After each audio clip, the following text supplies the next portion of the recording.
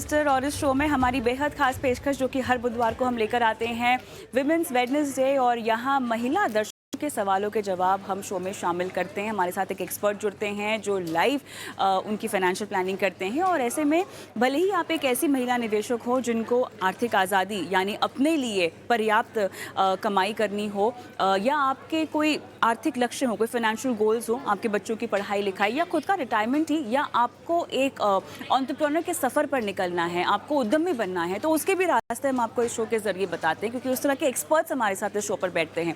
आज एक्सपर्ट के तौर पे मेरे साथ हैं Vishwajeet Parashar, mutual fund expert. और विश्वजीत जी, बहुत बहुत धन्यवाद, आपका समय निकाला और विमेंस वेडनेस से हमारी इस बेहद खास पेशकश में आपने आज शिरकत की है।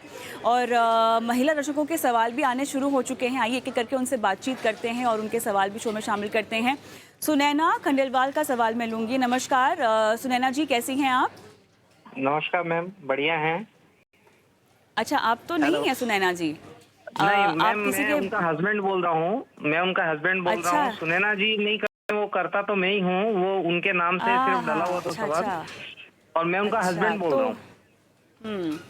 चलिए ठीक है, अगली बार उम्मीद यही करती हूँ कि वो खुद निवेश करें और अपना सवाल भी खुद पूछे। बताइए। थोड़ा सा इम्पॉसिबल है, देखो वो तो इन्वेस्टमेंट तो एक ही आदमी करता है, उनको इतना वो घर का काम संभालती हैं एक्चुअल में। ठीक है ना? चलिए, अगर सिखाया जाए तो मुझे लगता नहीं है मुश्किल होगा। बहरहाल आपने 6 फंड्स में कुछ निवेश कर रखा है, 48,000 की आप एसआईपी कर रहे हैं, कुछ 15 साल में 6 करोड़ का आपका लक्ष्य है मेरे ख्याल से कमाने का। और आपके फंड्स की डिटेल्स देखिए मेरे पास है। आपके सवाल में कुछ और क्या ऐड करना है, वरना मैं सीधा विश्वजीत जी के पास जाऊं और आपके सवाल का जवाब लूं? मैम, ये मैं पहले ये कहूंगा कि इसमें जो अपना इसमें एसआईपी तो अभी और बढ़ा दी है, लगभग वो अराउंड 80,000 का है अब। और इसके अंदर मैं फंड की डिटेल आपको भेजी है, और बाद में मैंने और भी कुछ और डिटेल, जैसे मिराई का मल्टी कैप लिया है 10,000 रुपए का, निफ्टी इंडेक्स फंड 5,000 रुपए पर मंथ जा रहा है, निफ्टी इक्वल एक ICICI foundation equal weight index fund है 5,000 के लिए, आईसीआईसी इंडिया अपॉर्चुनिटी फंड में 10,000 रुपए जा रहा है, और लेटेस्ट एचएसबीसी का मल्टी कैप लिया है 10,000 रुपए महीने के एसआईपी। और गोल ये है कि एक काम करते हैं कि अभी जितनी डिटेल्स आपने हमें दी है उतनी ही डिटेल्स हमने एक्सपर्ट को भी बढ़ाई हैं, तो फिलहाल इस पर हम सलाह लेते हैं, उसके बाद बाकी के सफ़र पर हम आगे बढ़ेंगे आपकी फाइनेंशियल प्लानिंग पर। बताइए विश्वजीत जी, फिलहाल जो डिटेल्स आपके पास हैं, क्योंकि आपने मेरे ख्याल से एक प्लान इन्हीं डिटेल्स के मुताबिक बनाया होगा जो आपके पास भी होंगी, जो इन्फॉर्मेशन आपके पास होगी, बताइएगा क्या करना चाहिए इनको। जी, बिल्कुल, जो फंड्स का चुनाव किया हुआ है इन्होंने खंडेलवाल साहब ने, वो अच्छे फंड्स हैं, तो उसमें बने रह सकते हैं। और ये एसआईपी का रूट ले रहे हैं, तो एसआईपी एक बेस्ट इन्वेस्टमेंट ऑप्शन है, क्योंकि आज के मार्केट सिनेरियो को देखें, तो थोड़ा-सा ऐसा लगता है कि मिड कैप, स्मॉल कैप में थोड़ा-सा वैल्यूएशन ज़्यादा है। तो मैं यही सजेस्ट करूँगा कि लार्ज कैप की तरफ थोड़ा-सा अपना निवेश बढ़ाएँ।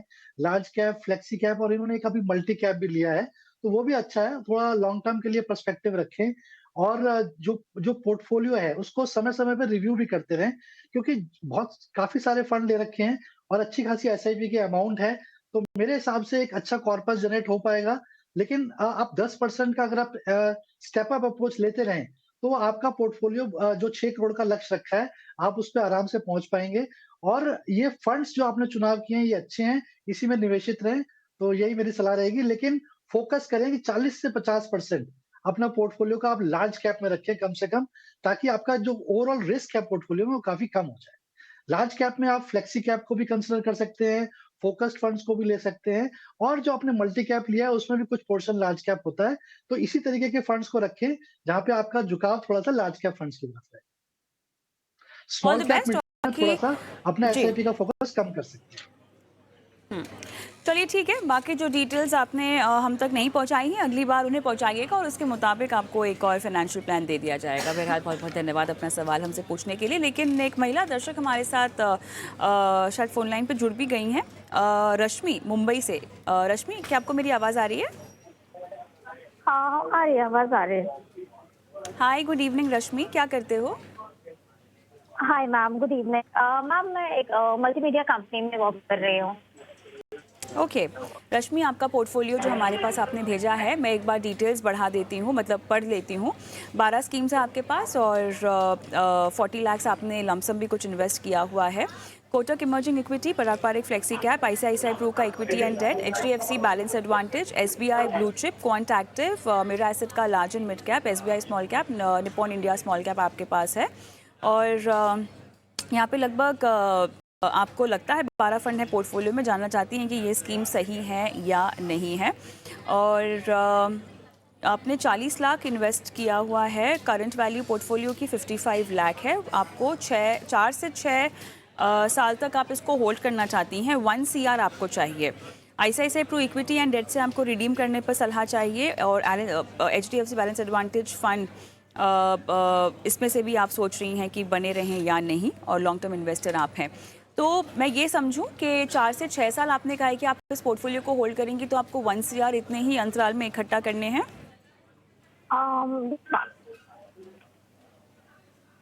क्या कह रही हैं? हाँ जी मैम। अच्छा, ठीक है, ठीक है, ओके, हाँ, गॉट इट। ठीक है। तो आपने ये जो आप SIP नहीं कर रही हैं ना, एम आई राइट? Yes ma'am. ठीक है, क्या आप SIP करने की स्थिति में होंगी? हाँ, कर सकते हैं। आपका मिनिमम, आपकी प्राइस, आपकी बैंड क्या होगी इन्वेस्टमेंट वैल्यू की? पर मंथ SIP में 20,000 तक कर सकती हूँ। चलिए, 20,000 तक आप SIP कर सकती हैं, बढ़िया। ऑलराइट, पहले तो विश्वजीत जी, मुझे ये जानना है कि फ़िलहाल जो इन्होंने 40 लाख रुपए निवेश किए हुए हैं, उसी को अगर मैं कंटिन्यू रखती हूँ, मान लीजिए 6 साल तक, बन जाएंगे क्या 1 करोड़ रुपए? देखिए, जो रश्मि जी ने एक पोर्टफोलियो बनाया है कविता जी, काफी डाइवर्सिफाइड पोर्टफोलियो है। 40 लाख अगर हम 12% के हिसाब से रिटर्न लेके चलें तो डबल हो जाता है। 72 रूल ऑफ 72 को फॉलो करें तो 80 लाख बनता है करीब करीब। 6 साल का अगर हम टारगेट लेके चलें तो 1 करोड़ तो नहीं हो पा रहा है, उसमें गैप है। लेकिन इनका जो रश्मि जी का जो मेन सवाल था वो ये था कि ICICI Prudential equity and debt fund और एचडीएफसी बैलेंस एडवांटेज फंड्स में इन्होंने निवेश किया हुआ है लमसम। तो रश्मि जी, ये दोनों ही फंड्स अपने आप अपनी कैटेगरी में बहुत अच्छे परफॉर्म किए हैं। इनकी अगर हम रिटर्न्स देखें तो काफी कंसिस्टेंट है। यहाँ तक कि कुछ ये हाइब्रिड फंड्स हैं, इसमें डेट का कंपोनेंट भी होता है, तो ओवरऑल पोर्टफोलियो से आपको थोड़ा-सा रिस्क कम हो जाता है। जैसे हम सुनते आ रहे हैं कि लोगों को लगता है कि मार्केट काफ़ी एक्सपेंसिव है, हाई पे है, तो ये फंड्स जो हैं अगर मार्केट फॉल होती है, तो ये कम से कम गिरेंगे अगर हम कंपैरिज़न करें प्योर इक्विटी फंड से। तो सबसे पहले तो मेरी ये सलाह रहेगी कि अभी ये समय तो बिल्कुल नहीं है कि आप इन 2 फंड से निकलें। आप हो सकता है कि अग्रेसिव निवेशक हों, पर कुछ समय के लिए, जब तक कि आपको लगता है कोई करेक्शन नहीं आती या ऐसा लगता है कि मिड कैप स्मॉल कैप की वैल्यूएशन थोड़ी और कम नहीं हो जाती है, तब तक आप इन फंड्स में बने रहें और 6 महीने 1 साल के बाद इसको दोबारा से रिव्यू कर सकते हैं। और इन फंड्स की अगर हम रिटर्न्स देखें तो इन्होंने कई इक्विटी फंड से भी ज्यादा अच्छी रिटर्न्स दी हैं। तो अभी टाइम बीइंग के लिए 6 महीने 1 साल तो आप बिल्कुल इन फंड्स में निवेशित रहें। और जो आपने एसआईपी अगर आप नहीं कर पाती हैं, तो आप एसटीपी का अप्रोच ले सकती हैं। आप लमसम पैसा जो है किसी लिक्विड फंड में निवेश करें और वहां से सिस्टमैटिकली ट्रांसफर करते रहें इक्विटी में, तो भी आपको एसआईपी जैसे ही एडवांटेज मिलेंगे। आप वीकली एसटीपी भी कर सकती हैं, मंथली एसटीपी भी कर सकती हैं। तो मार्केट का जो वॉलेटिलिटी है उससे काफी बचाव हो जाता है। और आपका पोर्टफोलियो बहुत अच्छा है रश्मि जी, इसमें निवेशित रहें और कोशिश करें एसटीपी के अप्रोच से लगातार अपना निवेश को बढ़ाते रहें। जो 20 लाख का गैप है वो भी आप ऐसे ही कवर कर पाएंगे। रश्मि शायद मेरे साथ फोन लाइन पर भी जुड़ी हुई हैं। रश्मि, तो पैसा थोड़ा सा निवेश के तौर पे आपको बढ़ाना पड़ेगा, ये तो एक मैसेज क्लियर है। लेकिन बताइए, क्या और सवाल आप पूछना चाहती हैं विश्वजीत जी से? मैम, मैं अपने फंड पोर्टफोलियो में 12-13 फंड को इंक्लूड करना चाह रही हूँ, तो क्या ये सही डिसीजन है मेरा? उसके पीछे आपका लॉजिक क्या होगा? आपको ऐसे क्यों लगता है कि अगर आप ज़्यादा फंड इंक्लूड करती हैं पोर्टफोलियो में तो आपका मुनाफा बढ़ेगा? मैं जस्ट आपकी सोच समझना चाहती हूँ। जवाब हमारे पास बिल्कुल है एक्सपर्ट के जरिए, पर आपकी सोच क्या है इसके पीछे रश्मि? मैम, मतलब ज्यादा कुछ तो नॉलेज नहीं है, जो भी समझ पाई हूँ देखकर, वो ऐसा मुझे लगता है कि अगर ज्यादा फंड में इन्वेस्टमेंट होंगे तो रिस्क थोड़ा कम होता है और ज्यादा चांसेस होते हैं रिटर्न के। ये और डिफरेंट फंड्स होगा तो लाइक हर फंड का परफॉर्मेंस अलग होता है, तो उस परफॉर्मेंस के बेसिस पे मेरा जो रिटर्न वैल्यू है, मैं हो सकता है गलत भी, मेरा जो रिटर्न वैल्यू है हो सकता है मुझे ज्यादा मिले कम टाइम में। ये मेरी अपनी सोच है। चलिए, मैं तारीफ़ करती हूँ आपके इस सवाल की, और जिस तरह से आप अपने सोच को भी समझा रही हैं, कहीं ना कहीं इस बात से ये संकेत मिलता है कि आप बाज़ार को समझने की कोशिश कर रही हैं, जो अपने आप में एक बेहतरीन कदम है। लेकिन आप अपनी सोच में गलत कहाँ पर हैं? ज़्यादा फंड्स मतलब कम रिस्क और मुनाफा ज़्यादा। विश्वजीत जी बताइए। कविता जी, ये वुमेन स्पेशल शो है, तो मैं एक थोड़ा एग्जांपल लेना चाहूँगा। अगर मैं गलत हूँ तो मुझे माफ़ कीजिएगा। मेरी वाइफ जिस फंक्शन में जाती है, वो चाहती है कि हर बार नई ड्रेस पहन के जाए, ड्रेस रिपीट ना हो, राइट? तो लेकिन म्यूचुअल फंड्स में ऐसा बिल्कुल नहीं है। जब आप निवेश करते हैं, आपका कितना भी अच्छा पोर्टफोलियो 2 करोड़, 3 करोड़, तो भी आप आराम से 7-8 फंड्स अगर लेते हैं, और वो 7-8 डिफरेंट कैटेगरीज़ हैं। तो 7-8 डिफरेंट कैटेगरीज़ रश्मि जी जब होती हैं, तो एक कैटेगरी म्यूचुअल फंड में जैसे हम लार्ज कैप लेते हैं, तो कम से कम 25-30 स्टॉक्स होते हैं। तो आप मल्टीप्लाई कर लीजिए, अगर 7-8 फंड भी है तो कितने स्टॉक्स आपके ओवरऑल पोर्टफोलियो में आ गए। अगर हम ज़्यादा 12-13 करते हैं तो और ज़्यादा स्टॉक्स बढ़ जाते हैं, तो ओवर डाइवर्सिफाइड हो जाता है, तो कहीं न कहीं रिटर्न्स का पोटेंशियल कम हो जाता है। तो मेरे हिसाब से आप 7-8 फंड चूज़ करें बेस्ट, अलग-अलग कैटेगरीज़ के, large cap, mid cap, small cap, flexi cap, ऐसे डिफरेंट कैटेगरीज़ के आप फंड चूज़ करें। मैं ये नहीं कह रहा कि 7-8 फंड्स में निवेशित रहना है हमेशा। आप फंड्स चेंज कर सकते हैं अगर परफॉर्मेंस अच्छी नहीं है, बट 7-8 डिफरेंट कैटेगरीज़ काफ़ी हैं आपके बड़े से बड़े पोर्टफोलियो को समाने के लिए। तो आप कोशिश करें 7-8 फंड्स में ही अपना पोर्टफोलियो को इन्वेस्ट करें। क्या आपको सलाह समझ में आ गई है? क्या आप कुछ और पूछना चाहती हैं विश्वजीत जी से? नहीं ma'am, thank you. All the best Rashmi, and आपकी इन्वेस्टमेंट जर्नी में आप और भी मुनाफा कमाएं। शुभकामनाएं आपको। आगे बढ़ते हैं, और मेरे ख्याल से महिला दर्शकों के लिहाज से आज इतने ही सवाल हमारे साथ शो पे रहे हैं, लेकिन अगर आप भी एक विमेन इन्वेस्टर हैं और अपने सवाल हमसे पूछना चाहती हैं, हम जल्दी से एक नंबर फ्लैश कर देते हैं, उसके बाद बाकी दर्शकों के सवाल भी शो में शामिल करेंगे। देखिए, ये यूट्यूब हमारा है शो का, और यूट्यूब पर आप पुराने शोज़ भी देख सकती हैं, आज के भी शोज़ देख सकती हैं, अपने सवाल भी कमेंट बॉक्स में छोड़ सकती हैं, और व्हाट्सएप नंबर भी है 96198737।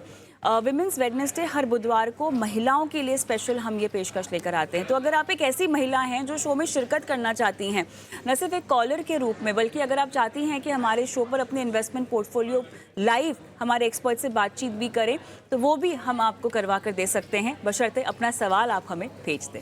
चलिए, तो ये व्हाट्सएप नंबर है। हम लेकिन आगे बढ़ेंगे, और मेरे ख्याल से दीपक सिंह हमारे दर्शक उत्तराखंड से मेरे साथ फोन लाइन पर हैं। सर नमस्कार दीपक, कहाँ से बोल रहे हैं उत्तराखंड में से? जी मैम। जी नमस्कार, आवाज़ आ रही है आपको मेरी?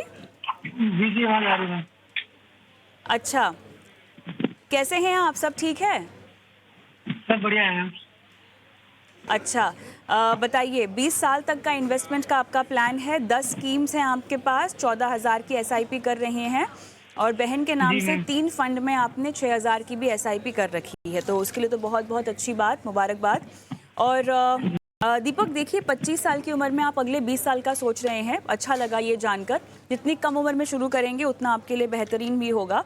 क्या म्यूचुअल फंड्स के अलावा कहीं और भी निवेश करते हैं? और तो मैम कहीं नहीं कर रखा है इतना, तो स्टॉक में लगे मैम थोड़े बहुत। स्टॉक्स में लगाते हैं पैसे? जी मैम। ओके, चलिए ठीक है। 20 साल में आपका क्या फाइनेंशियल गोल है अचीव करने का, क्या कॉर्पस? ये भी तो कुछ वैसे कवर कर तो है नहीं मैम, मतलब बाद में मतलब बच्चे की पढ़ाई हो जाएगी, पढ़ाई के लिए सब कुछ के लिए मैम बाद में। गॉट इट, ठीक है। Nippon India multi cap, SBI contra, Parag Parikh flexi cap, Kotak emerging equity, Quant का स्मॉल कैप, और ICICI प्रू ब्लू चिप। और आपने अपनी बहन का जो पोर्टफोलियो बना रखा है, उसमें आप निवेश करते हैं कि वो निवेश करती हैं? जी वही निवेश करती हैं। अच्छा, निपॉन इंडिया स्मॉल कैप है, SBI कॉन्ट्रा है, और पराग पारिक का फ्लेक्सी कैप है, और 15 साल में 40 लाख का बेटी की एजुकेशन और शादी का टारगेट रखा हुआ है, और 4,000 की और 2 SIP भी करनी है। तो उसके लिए कौन सा फंड आपको ऐड करना चाहिए, ये आपका सवाल है। कोई आपने फाइनेंशियल एडवाइजर लिया है क्या? ये एडवाइजर कोई नहीं है मैम, यही देख के करता हूँ, इसमें देखता हूँ मैम। ओके, चलिए, इंटरेस्टिंग पोर्टफोलियो है आपका, क्या कहेंगे विश्वजीत जी? जी बिल्कुल, इन्होंने आपका शो देख के कविता जी काफ़ी अच्छे फंड्स का चुनाव किया हुआ है ऑलरेडी। तो जी। फंड्स में चेंज करने की कोई स्कोप नहीं है, वो अच्छे फंड्स हैं। आप उसमें बिल्कुल निवेशित रहे दीपक जी। आपने गोल रखा हुआ है 2 करोड़ का 20 साल में, तो अगर हम 12% का सीएजीआर भी लेके चलें, तो मात्र आपको 6% का हर साल स्टेप अप करना है। अगर 6% आप अपनी मंथली एनुअल एसआईपी में अगर इंक्रीज़ करते हैं, तो आप 2 करोड़ का लक्ष्य दीपक जी आराम से अचीव कर सकते हैं। आपके पोर्टफोलियो में आपने काफ़ी अच्छा डाइवर्सिफ़ाई किया हुआ है, लेकिन लार्ज कैप का थोड़ा पोर्शन थोड़ा-सा कम है। तो जो एडिशनल एसआईपीज़ भी आपने करनी है या बढ़ानी है, वो ICICI prudential blue chip fund में निवेश बढ़ाएँ, तो क्योंकि वो एक लार्ज कैप फंड है और बाकी जो मिड कैप, स्मॉल कैप में आपने ऑलरेडी काफ़ी अच्छा निवेश क किया हुआ है। जहाँ तक कि आपकी बहन का निवेश का सवाल है, वो ऑलरेडी 40 लाख का लक्ष्य रखा है आपने 15 साल में और 8,000 की एसआईपी उसके लिए चाहिए होगी। तो मेरे हिसाब से वो 6,000 की एसआईपी ऑलरेडी कर रही हैं और उनके पोर्टफोलियो में भी देखें तो केवल एक लार्ज कैप फंड मिसिंग है, दीपक जी। तो उसमें भी आप जो एडिशनल करना है वो Nippon India large cap fund उसमें आप निवेश करा दें ताकि या फिर कोटक ब्लू चिप फंड। तो इन दोनों में से कोई भी फंड आप चुनाव कर सकते हैं और उसमें आप अपना एडिशनल एसआईपी जो बढ़ाना चाहते हैं वो उसमें करें। तो मेरे ख्याल से वो दोनों ही गोल्स 40 लाख का गोल भी आपका आराम से अचीव हो जाएगा। बट दीपक जी आप ये ध्यान रखें कि 40 लाख आज की तारीख में चाहिए या 15 साल बाद 40 लाख का गोल आप नाप के चल रहे हैं, तो आपने महँगाई को कंसीडर किया है, इन्फ्लेशन को कंसीडर किया है? क्योंकि आज का 40 लाख 15 साल बाद करीब-करीब 80 लाख हो जाएगा। तो ये आप थोड़ा-सा अपने फाइनेंशियल प्लान में ज़रूर इंक्लूड करें कि आपने इन्फ्लेशन को कंसीडर किया है या नहीं किया। अगर नहीं किया है, तो आप स्टेप अप अप्रोच करते रहें और ओवरऑल अपने गोल्स की तरफ बढ़ते रहें। लेकिन जितना भी एसआईपी आप बढ़ाना चाहें, बढ़ा सकते हैं, उतना बढ़ाते रहें, अगर आपने इन्फ्लेशन को कंसीडर नहीं किया है। और 40 लाख का जो गोल है, वो आप आराम से अचीव कर जाएँगे, अगर आप ये वाला जो 6,000 एडिशनल इन्वेस्ट करना चाहते हैं अपने सिस्टर के अकाउंट में, तो मेरे ख्याल से आप आराम से अपना गोल अचीव कर पाएँगे। दीपक, मेरे ख्याल से आपको काफ़ी विस्तार से समझाया है इन्फ्लेशन जो कि मेरे ख्याल से थोड़ा-सा मिस हो गया है या पता नहीं शायद आपने फैक्टर इन कर लिया हो। इसको ध्यान में रखकर आपको थोड़ा-सा काम करना है। बाकी जो बदलाव बताए गए हैं फंड्स के लिहाज से वो आपको कर देने हैं। कोई और सवाल पूछना चाहते हैं? मैम एक सवाल तो जैसे मैंने ये 10 फंड जो इसको कर रखे हैं, तो इनमें से जब मैं निकालूंगा तो टैक्स कटेगा। अगर जैसे में कम फंड होंगे तो मेरे उसमें भी सेम इतना ही टैक्स कटेगा कि कम कटेगा? मुझे ये बताइए आपने कब पैसे लगाए हैं इन फंड्स में? ये करीबन 1 साल हो गया मैम इनको लगाया। मतलब हर एसआईपी को 1 साल हो गया है? जी हाँ, 1 साल करीबन हो ही गया मैम सभी को। चलिए ठीक है। इसीलिए पूछ रही हूँ क्योंकि जितनी आप एसआईपी कर रहे हैं उन सभी एसआईपी को सबसे पहले तो एग्जिट लोड फ्री होने के लिए 1 साल का समय आपको देना होगा ताकि वो फ्री हो जाए। अब उसके बाद कितना टैक्स लगेगा ये बहुत इंपॉर्टेंट सवाल बन जाता है क्योंकि अब जो बदलाव भी हुए हैं बजट में जो अनाउंसमेंट हुई है एलटीसीजी 12.5% हो गया है। हालांकि जो आपका कैपिटल एग्जेम्पशन है गेन्स का वो 1 लाख से बढ़ाकर 1.25 लाख कर दिया गया है। इस पूरी कैलकुलेशन को जरा समझाइएगा विश्वजीत जी कि कैसे अब जो लोग एसआईपी करते हैं उन पर ये टैक्स का बोझ बैठेगा क्योंकि यहाँ पर तो 20-20 साल तक की अवधि के लिए लोग हमसे फाइनेंशियल प्लान मांगते हैं, लेकिन ऐसा नहीं है कि 20 साल के बाद उन पर टैक्स नहीं लगेगा और हो सकता है कि उस वक्त तक शायद टैक्सेस में बहुत बदलाव भी आ जाए, रेट्स पे बदलाव आ जाए, लेकिन खैर वो बात की बात है। हाल की स्थिति में ज़रा बताइए कि कितना इम्पैक्ट पड़ेगा इतने लंबे फाइनेंशियल गोल के लिए। जी, बिल्कुल कविता जी, अगर हम कल के बजट के हिसाब से देखें तो इक्विटीज़ में अगर क्योंकि इक्विटी फंड्स की बात कर रहे हैं, तो 1 साल का जो होल्डिंग पीरियड है, अगर उसके बाद आप पैसा रिडीम करते हैं, निकालते हैं, तो आज से आपको 12.5% का कैपिटल गेन टैक्स देना पड़ेगा।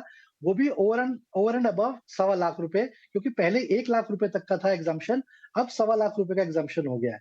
तो सवा लाख के ऊपर जो भी गेन बनेगा, उसके ऊपर आपको 12.5% का टैक्स देना पड़ेगा, जो पहले केवल 10% था। अगर आप 1 साल से पहले निकालते हैं, तो आपको करीब-करीब 20% का short term capital gain tax देना पड़ेगा, जो पहले 15% था। जहाँ तक कि एसआईपी की बात है, तो जिस महीने से आपने एसआईपी स्टार्ट करी है, उस महीने की एसआईपी को अगर 1 साल हो जाता है, तभी आप उसको long term capital gain tax का एडवांटेज कर ले सकते हैं। अगर अदरवाइज़ वो short term capital gain tax में गिना जाएगा। तो जिस दिन आपने इन्वेस्टमेंट करी है, उस डेट से 1 साल का पीरियड होना चाहिए, अगर आप long term capital gain tax का लाभ लेना चाहते हैं। नहीं तो वो short term capital gain tax में आ जाएगा और वहाँ पे आपको ज़्यादा टैक्स देना पड़ सकता है। तो कोशिश करें एसआईपी जो भी है, आप जब पैसा निकालना चाहते हैं तो 1 साल पहले उसको रोक दें, ताकि आप 1 साल बाद जब वो पैसा निकालें, तो आप long term capital gain tax का लाभ ले सकें। ठीक है। दीपक जी, सलाह समझ में आई? जी ma'am. Okay, all the best. चलिए, मुझे झटपट एक ब्रेक लेने के लिए कह दिया गया है, तो मैं एक ब्रेक लूंगी, लेकिन ब्रेक के उस पार विश्वजीत पराशर हमारे साथ बने हुए हैं, जो दर्शकों की फाइनेंशियल प्लानिंग कर रहे हैं। जाते जाते नोट डाउन कर लीजिए हमारा व्हाट्सएप नंबर और यूट्यूब का लिंक भी, अपने सवाल आप छोड़ सकते हैं। मिलते हैं ब्रेक के बाद। फाइनेंशियल पोर्टफोलियो से जुड़े सवालों के जवाब, और विश्वजीत पराशर हमारे आज के मेहमान हमारे साथ बने हुए हैं। जितिन संचानिया हमारे अगले दर्शक फोन लाइन पर हमारे साथ भी जुड़ गए हैं। जितिन, बहुत बहुत धन्यवाद सवाल भेजने के लिए। और आपका सवाल हमारे पास जो है उसके मुताबिक आपने कुछ लमसम इन्वेस्टमेंट किया हुआ है HDFC dynamic asset balance advantage में, Tata larger mid cap, Kotak का स्मॉल कैप है, और 15 साल तक आपको इस लमसम इन्वेस्टमेंट पर रहना है। उसके अलावा SBI मल्टी कैप है, MO मिड कैप 30 फंड है, ICICI प्रू का आपके पास मल्टी कैप है, और ABSL इक्विटी एडवांटेज फंड भी आप बता रहे हैं। जो SIP की आपकी लिस्ट है जितिन, जो आपने दी है, उसमें भी क्या आप 15 ईयर्स तक रुके रहना चाहते हैं? हाँ, SIP मैडम स्टार्ट है हमारा। हाँ, तो SIP भी और लमसम भी, दोनों में आपकी जो इन्वेस्टमेंट ड्यूरेशन है वो 15 साल की है। Is that right? हाँ, सही मैडम। ओके। और आपको कितना कॉर्पस इकट्ठा करना होगा? मैडम, मेरा पोर्टफोलियो है, वो मैं सोच रहा हूँ, मेरे को 1.5 करोड़ तक जाने की लिए। 1.5 करोड़? तो 1.5 करोड़ तो कम हो जाएंगे 15 साल में, ये तो हार्डली कुछ पैसा बचेगा। इन्फ्लेशन तो यहाँ पे काउंट नहीं किया होगा शायद, है ना? तो क्या रिटायरमेंट है ये? कि मैं कुछ और ऐड करना चाहता हूँ, कैसे करूँ और किस में ऐड करूँ? तो ये किस फाइनेंशियल गोल के लिए है, मुझे बताएंगे आप? मैडम, मैंने रिटायरमेंट के लिए ये गोल चूज किया है। ठीक है। रिटायरमेंट के लिए थोड़ी सी और गहरी प्लानिंग लगती है, क्योंकि अगर आप 15 साल के बाद रिटायर हो रहे हैं, तो 15 साल के बाद आपके ऊपर कौन कौन सी फाइनेंशियल लाइबिलिटीज़ होंगी, रिस्पॉन्सिबिलिटीज़ होंगी, वो आपको काउंटिंग करनी होगी। अभी का जो आपका महीने का खर्च है कुल मिलाकर, वो आपको काउंट करना होगा। तो एक पैटर्न है कैलकुलेशन का। उसके बाद आप एक राशि पर आते हैं। आपको हर महीना कितना रकम अभी लगता है, जो आप कह रहे हैं कि शायद 15 साल के बाद आपको इस पोर्टफोलियो से ज़रूरत होगी? मैडम, वो तो मैंने अभी ऐसा फिक्स गोल नहीं किया, लेकिन मैंने ऐसा सोचा कि 1 से 1.5 करोड़ चाहिए, तो मैंने स्टार्टिंग किया है ऐसा। चलिए, वो आप अभी के मुताबिक सोच रहे हैं जितेंद्र जी, वो भी गलत नहीं है। अभी के समय के हिसाब से तो 1.5-2 करोड़ बहुत बड़ी रकम होती है, लेकिन 15 साल में ये रकम कम हो जाएगी, क्योंकि महंगाई आपके पैसे को, आपकी कमाई को खाती है। इस बात का आपको ध्यान रखना होगा। तो विश्वजीत जी, मेरे ख्याल से थोड़ा सा इनको हम समझा देते हैं कि उस तय लक्ष्य तक ये कैसे आए, कैसे 1.5 करोड़ कम पड़ सकते हैं, और कहाँ इनको अपना निवेश बढ़ाना होगा, बताइएगा।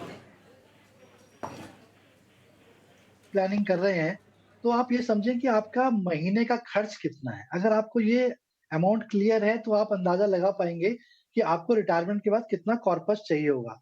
मान लीजिए अगर आज आपका महीने का खर्च 50,000 रुपए है, तो आपको आज की तारीख में 1 करोड़ चाहिए, और 15 साल बाद तो ये 3 करोड़ 4 करोड़ बन जाएगा। तो क्योंकि महँगाई से पोर्टफोलियो में आपको और इंक्रीज़ करना पड़ेगा कॉर्पस। तो आपको रिटायरमेंट प्लानिंग इस तरीके से करनी है कि आज अगर मेरा खर्च 50,000 है, तो उसको अगर मैं 200 से गुणा कर दूँ, तो मुझे आज की तारीख में 1 करोड़ चाहिए, और 15 साल में महँगाई जोड़ लूँ, तो वो मिला के 2, ढाई 3 करोड़ जो भी अमाउंट बनेगा, उसको कैसे अचीव करना है, मुझे वो अचीव करना है।